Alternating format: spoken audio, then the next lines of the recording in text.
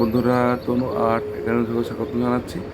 আজকে কি আমি এম লেটার দিয়ে সিংহকে দেখাবো।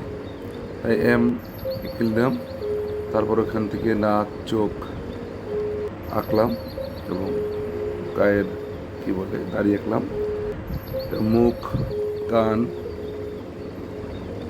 পর্যায়ক্রমে এঁকে নিচ্ছি এবং চুলের পুরো মুখমণ্ডলের আশেপাশে চুলগুলো এঁকে নিলাম। এতে একটি মুখাকৃতি ধারণ করলো। বাচ্চারা যাতে সহজেই এম লেটার দিয়ে আঁকতে পারে সিংহ বা লায়ন। এবার পায়ের সামনে দুটি পায়ের অংশ দিলাম, তারপর পর্যায়ক্রমে পিছনে দুটি পায়ের অংশ এবং লেজের অংশ এঁকে দেব। আমার ড্রয়িংগুলো বাচ্চারা সহজেই করতে পারবে। যদি তোমাদের কাছে ভালো লাগে, লাইক কমেন্ট শেয়ার করে পাশে থাকবে এবং পরবর্তী ভিডিও দেখার আমন্ত্রণ জানিয়ে আজকের মতো এখানে শুভ বিদায়। ধন্যবাদ।